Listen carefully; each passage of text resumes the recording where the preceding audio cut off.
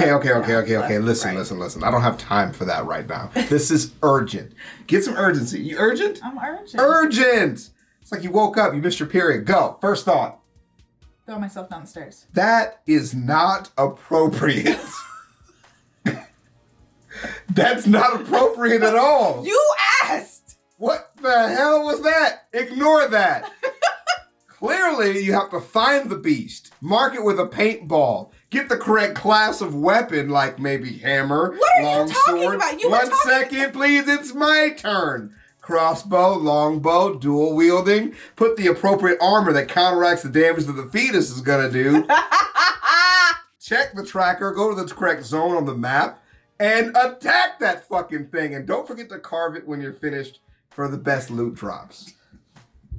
But what I said was inappropriate. I'm in the wrong. I'm a monster.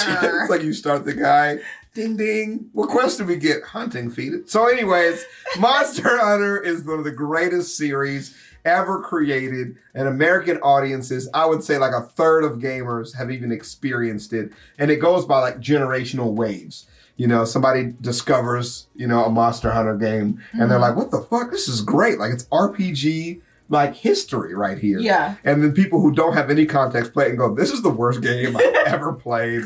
You know, I don't get the rules. The tutorial sucks. And I have to wait for somebody in, like, a China server to, like, carry me so I can get on at 3 a.m. to get the hunts done that I need. I like the palicos. Yeah. So They're my wife, so cute. My wife walked around the city for like 4.5 hours and then shut the game down and never booted it back up. Excellent adventure time though. So let's get to it. You're not gonna keep up with this at all. There's definitely a lot more to go into Monster Hunter World than you can keep up with. Than cats, yes. Yeah. Oh yeah. Way more than cats. The storyline's pretty garbage. So nobody plays it for the storyline. But you know, let's do it anyways. Here we go!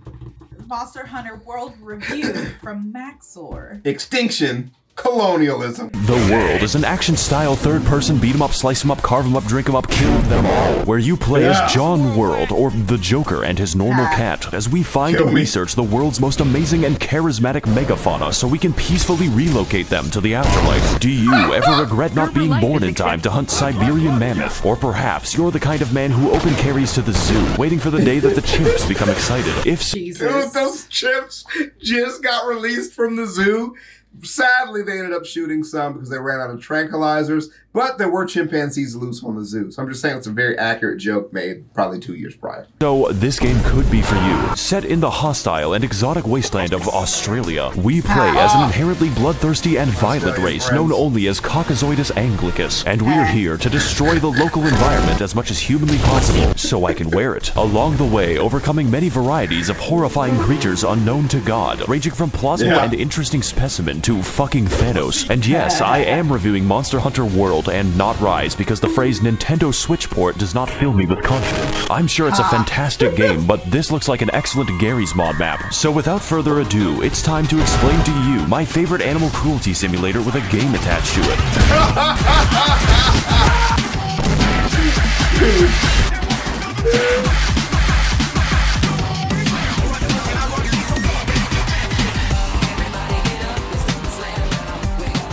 I don't believe you. Yeah, read it. I was literally getting ready to talk about it.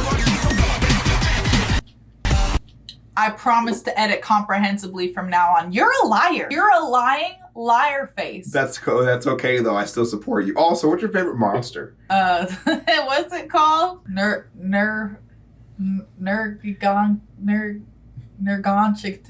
Nigagante? Yeah. Yeah, Nergigante. Nergigante. Not Nigagante. Well, yeah, I know it's not Nigagante. I'm aware. My guy, when I played, his name was Senior Pants.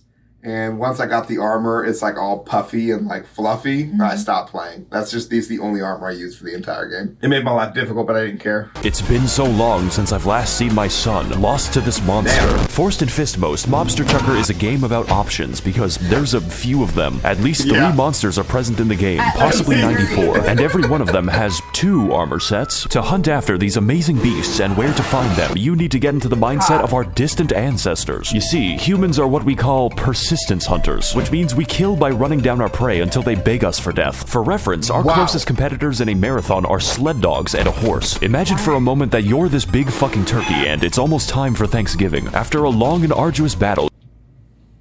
Is your back hurt? No, it's just what's comfortable. You cover up your beautiful face and put your elbow up. Also, like you're driving a race car. You don't need to be focused on my face. Watch the video. You run away as far as you can, but every time you turn around, he's still there. And even worse, it's wearing your skin. This is the mentality you must adopt if you're to survive the wilds of Queensland. The mammoth deserves to be extinct because he was weak. We arrived to this new world of possibility known as the Denny's parking lot as part of the 5th fleet of the Research Commission. Positive nostalgia there. My husband and I had our first semi-date in a Denny's parking lot. It felt kind of like a setting of Monster Hunter.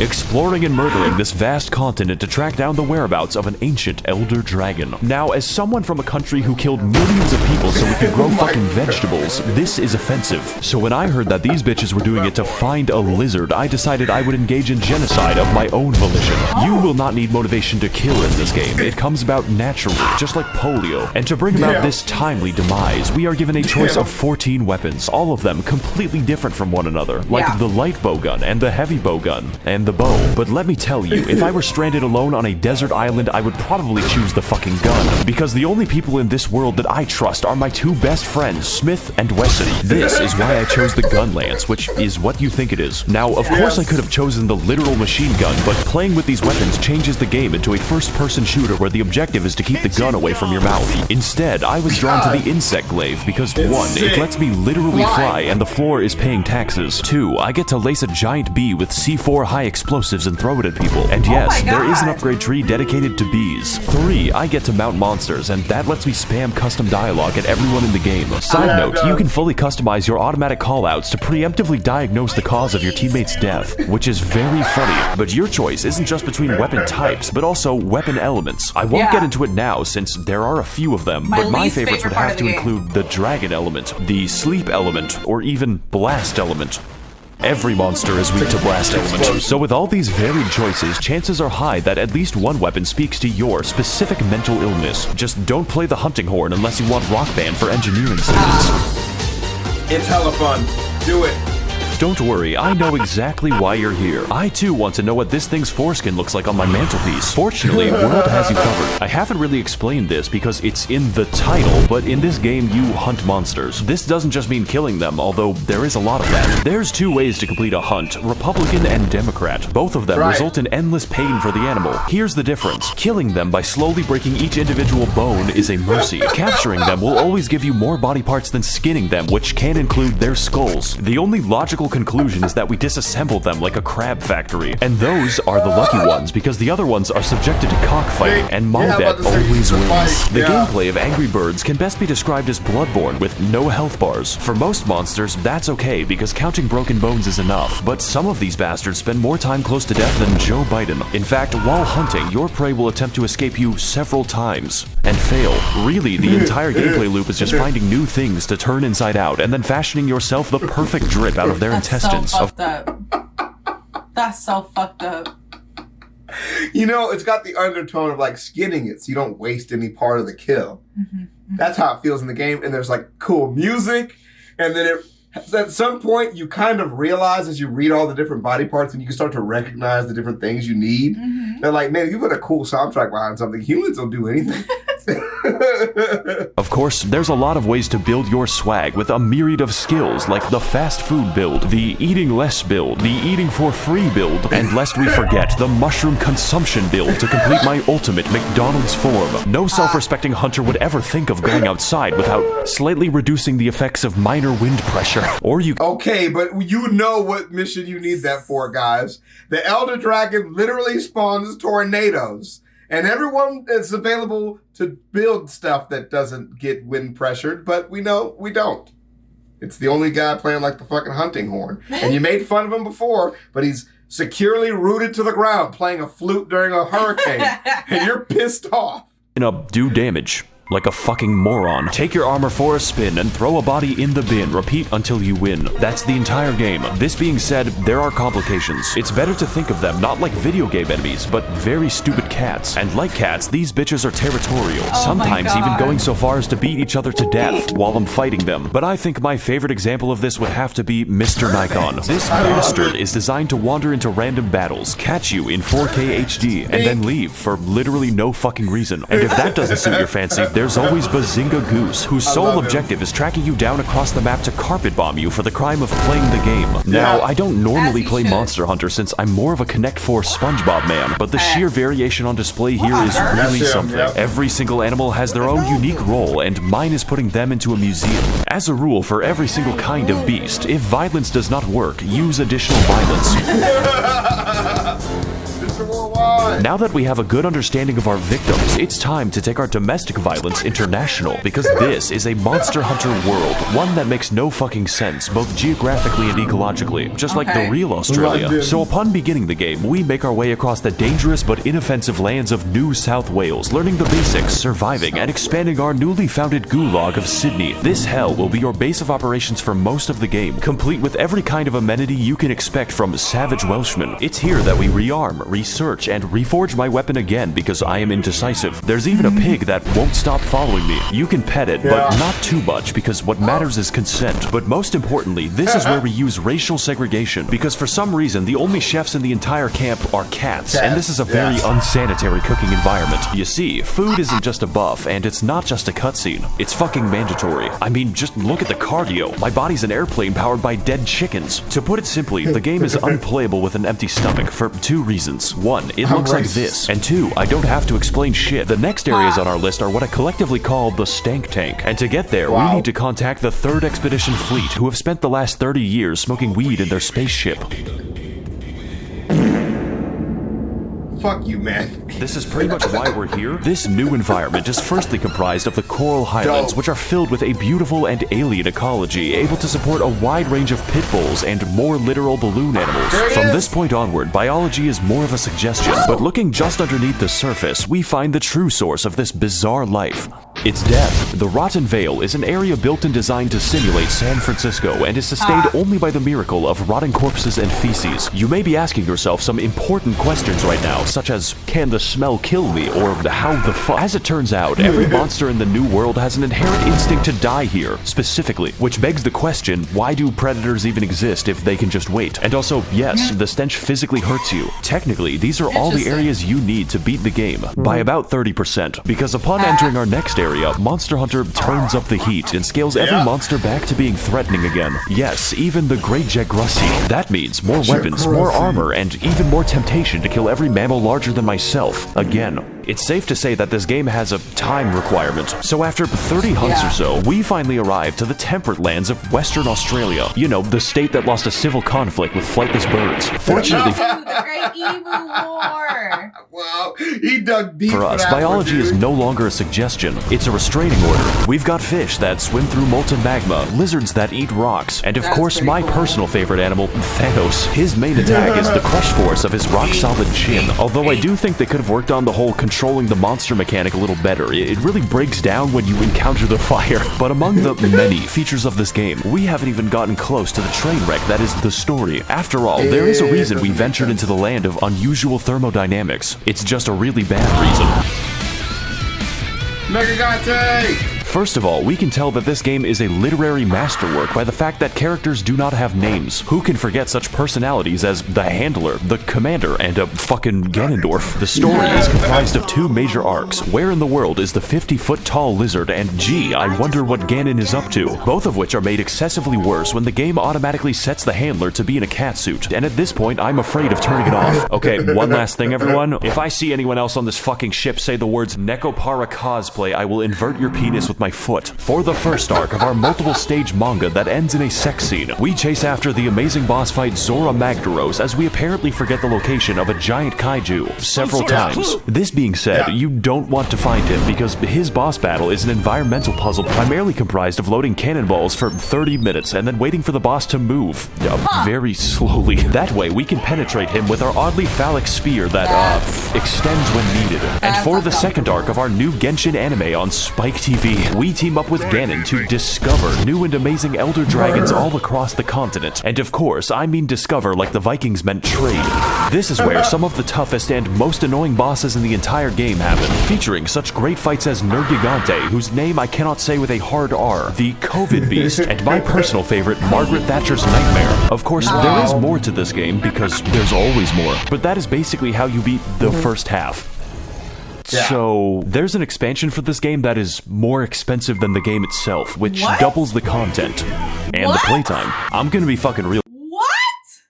It's it was highly regarded as one of the best DLCs to be released in like the best 10 years, easily. Really? It's fucking fantastic. Huh. You know when you be like, damn, the sequel is really hard to beat? Like Monster Hunter World shit on the storyline, right? They just didn't care. They knew it was going to be bad. But it offered so much to you for the adventure and like actually scales you to where you need to go. Where some of the older Monster Hunters make you dig for some of the other hunts that actually compel you to be better at the game or understand like the mechanics and stuff. But when it came out with the DLC, everybody could play it equally, regardless of where you were at anyways. Yeah. It's fucking wonderful. Real guys, I'm not covering that shit. This video is supposed to be short because I made it while on vacation, and vacation for me means working 8 hours a day. This game is lengthy, and you should definitely play it if you have the time, but in my current mental state, I do not. So with the release of Elden Ring, I think it's time to move on to a better project. This is basically a MAXOR filler episode, and if you like World, then just get the Iceborne expansion because it's more of the same, but twice as tall, and most of the monsters are on crack. And just to prove it, half of the footage in this review is Iceborne. This is a game that I believe you have to experience because there's just so much, and yet so little time. Why is Thanks she for wearing watching, that guys. outfit? Why is she wearing that outfit? I don't understand. Like, of all the things in that game that don't make sense, that makes even less sense somehow. World had a great run as far as Monster Hunter games were concerned. It paved the way for Rise to have a good launch, I think. Yeah. It kept enough things. But I think also when I was excited for Rise to come out, because you could ride a dog, and I was like, oh, for my wife, that'd be great, because she hates traveling from spot to spot. I do indeed hate that. You know, the load times would definitely take you out of it. It's just one big area. It'd be easier to navigate. It lost some of the spark that World had when it makes you take those steps. It draws you in to understand the right things. You don't get lost in the game the same way you get lost in Rise. Rise is like, you know, you've been through it before and here it goes again kind of a thing. Where World really had the slow pace. Like it just, if you're 10 hours in, you're going to be doing 10-hour in stuff, period. We don't have any other options for you.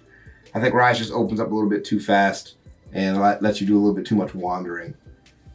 I don't like to wander. I want to know exactly where I'm going and why, and I want to know how long I'm going to be there. I like a clear goal. That's my biggest problem with Monster Hunter is like there's like obviously the goal is to like hunt monsters. Yeah, but like even when you get to the monster, there's no clear point in time when the monster is going to be defeated. It's just defeated when it's defeated, and I don't like that. Give me a health bar, please. That's what a lot of people say. And I mean, I'm not gonna lie, some fights you get into with your equipment, and the biggest thing is I'm too stubborn to end a fucking hunt even if I have the wrong stuff. So I'll just stay here all day. Yeah, because it feels like once you're 20, 30 minutes in, it feels like a waste of time to stop, you know, end the hunt, go back, reformulate and reforge all your weapons, come back. Oh, that weapon also is no good. Gotta go back. Oh my God, I'm not doing that. One time I had a hammer that like was too dull but did a bunch of damage. You had to sharpen after every like 6 hits. And I did the entire hunt like that. I had like 6 good hits and then went and sharpened it every time, repeatedly, for the whole hunt. That's how stubborn I am. I would quit. But I hope you guys at least have your interest piqued if you've never played Monster Hunter or enjoyed it if you have. I'm so glad you come with me on this journey. I have thousands of hours in Monster Hunter total. You know, it's one of the first RPGs I really picked up to play. So this was a good video. Thank you so much for picking it up for me, or picking it out for me for us to watch. You're welcome, my love. My wife's going to shoot a MAXOR video too. I don't know what it's about, and I'm quite frankly a little bit scared. But if you want to wear somebody's skin and kill somebody else while doing it, Monster Hunter's a game for you. We'll see you.